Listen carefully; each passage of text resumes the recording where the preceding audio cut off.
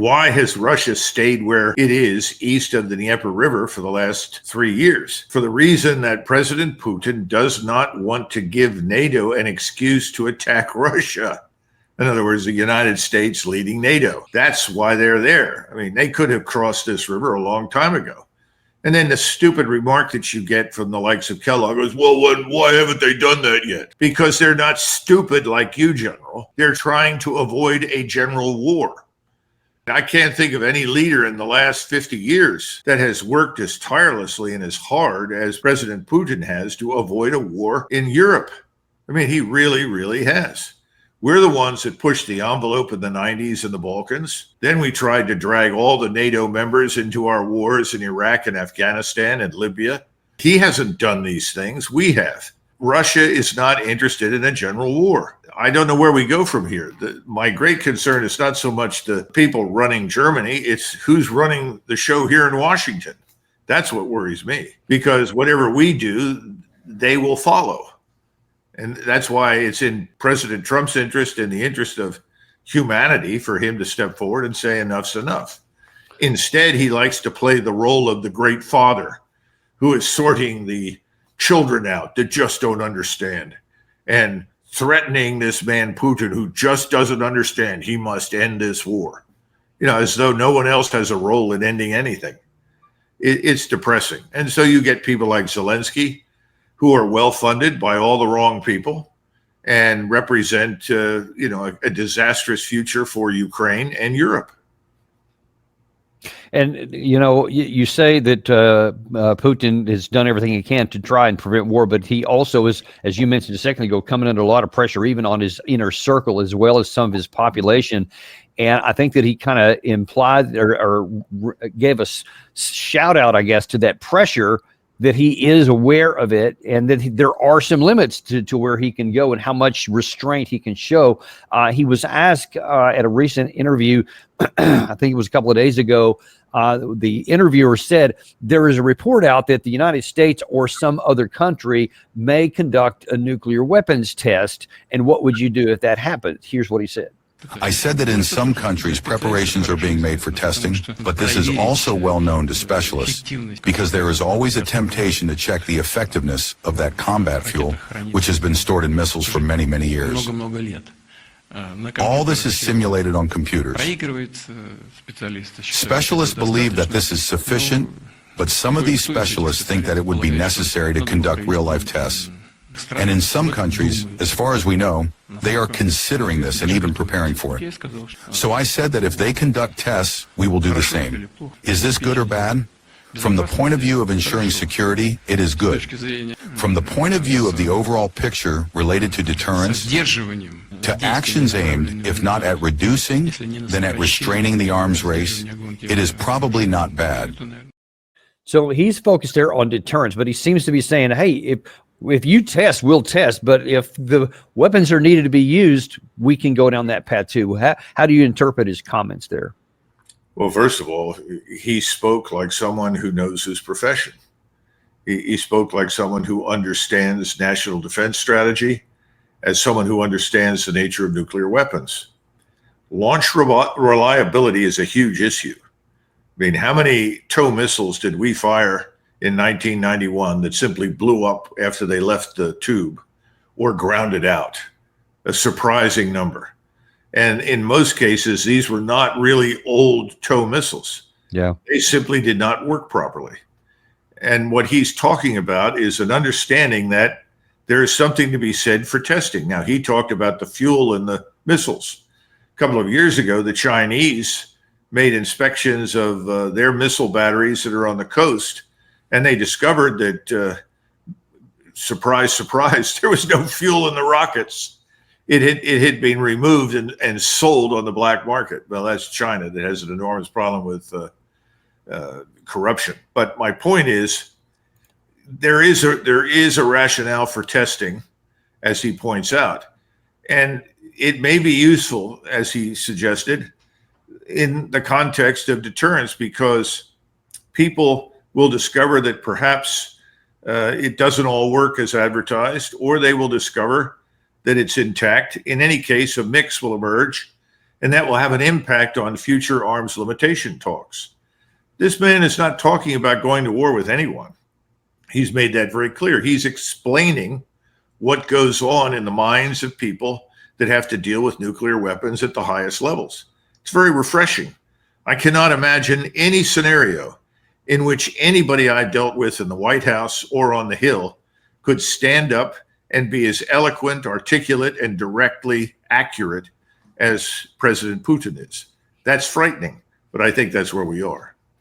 Well, there's another one that probably would not fit in that category, who, after Putin had made those comments, didn't seem to get the deterrent message. And in fact, they seem to be going down the path of thinking that this is just bluff on Putin. And that is Foreign Policy Chief Kaja Kallas. Ukraine's defense is European defense, so that's why we are also working on next packages to help you with the military needs. When it comes to also politically supporting you, then we are working on the 19th package of sanctions to put more pressure on Russia to really end this war.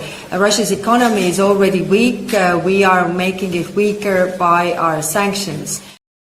So no thought whatsoever to slowing down or backing down on anything. The only thing the European Union, NATO, Western Europe, Ukraine, and apparently the White House are thinking is more war support, not even looking at the possibility of that. How do you interpret that?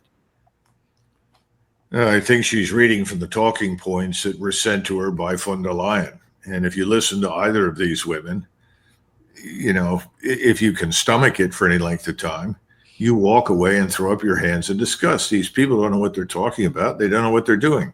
They are just repeating utterly false talking points. These are narratives crafted in London and in McLean by the CIA and MI6. That's what it is. That's all there is to it. If you're looking for someone who should be held responsible for this sort of thing, I think Ratcliffe and the CIA is a good candidate. And he appears to be the ultimate instrument of these narratives as well. It's dangerous, but I don't see any evidence that President Trump has the foundation of experience, knowledge, and understanding to challenge it. And so he repeats it. But he needs to re-examine the wisdom of doing so, because he could find himself in the most unenviable position of any president in the history of this country, of precipitating a war with a country that is not our enemy, that does not want war, and a war that could rapidly spread to a global level and bring in at least half the world, plus China, maybe even India, on the side of Russia against us. I don't see how the world benefits from it. I don't see how we benefit from it. So we have to abandon these outrageous demands and extreme goals. I mean, if you listen carefully to everyone, the only solution to this crisis in Ukraine is for the Russians to wake up tomorrow morning, disarm, beg forgiveness, and all run in formation back to Russia. That's not going to happen. And that is the expectation, all based on this utter nonsense that Russia is weak, Russia is backward, Russia's suffering, Russia's this, Russia's that. Talk to the people that have recently been in Russia. They'll come back and tell you that's complete and utter nonsense. And if anyone has been paying attention on the front line, the problem is, I think that the Kaja Kallases, the Ursula von der Leyens, the Keir Starmers, they think that time is unlimited, that they can just keep rolling this year after year and just keep the war going on, keep harming Russia as they imagine things. But there's a problem with that, and that is it matters what happens on the front line. And right now, there's a couple of key areas on the Eastern Front that are on the verge of collapsing, and that is in the Pokrovsk area, and that is in the Kupansk area. Russia had been going this slow grind for a while, but they now have about half of each of those cities are in danger of taking all of both of them in the near term.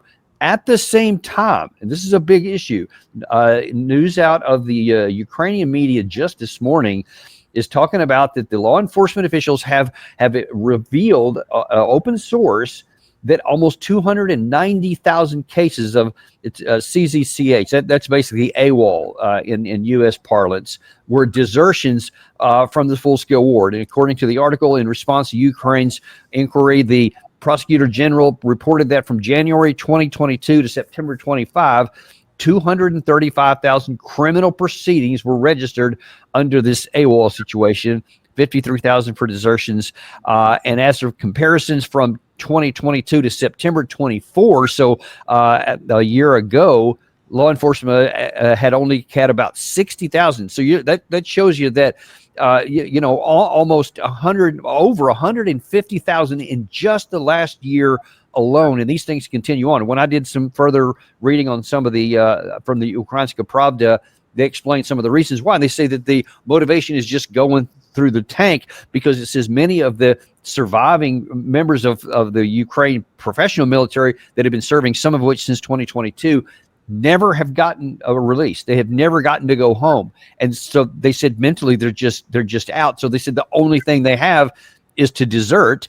And they're just tired of fighting and dying on a war that they realize they can't win. At some point, Doug, I would imagine this is going to reach some kind of critical mass. When you add in there the huge losses on top of all this, I just don't know how you keep sustaining this forever. Well, as long as you can rely on the United States to provide you with a support package that includes mission planning and execution personnel, and they will launch Tomahawk missiles for you to maintain the fiction that you as a viable state are still alive and that you have some warfighting capacity, I guess it can go on. That's the problem. In other words, everything is a facade. We were talking earlier about President Trump's passion for optics. Well, optics seem to determine a great deal in Western Europe. And all of this is because the pain and suffering that you're describing doesn't strike Europe or the United States. No one is feeling any pain. So when somebody says, well, let's give them Tomahawks, that'll teach them a lesson, and you think that you're the greatest power on earth and that you're fighting a substandard force, a backward military establishment, I guess that's okay. In other words, what you're talking about is reality, but how much reality creeps into the discussion in the West? You just had Callas on. We've listened to von der Leyen. We've listened to the defense minister in Germany. These people have lost their minds. They're completely out of touch with reality. They have no idea what they're talking about. They don't understand the destructive capacity of modern weapons. They don't understand that this war that they've been watching at a distance could suddenly close that distance very rapidly with them.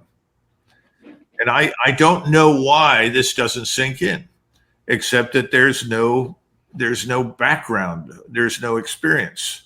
That's the only thing I can think of, because if you talk to anybody, American, British, or German, or Soviet, or Russian, who's fought in the Second World War, they'd be horrified at these kinds of remarks because they lived it. They saw it.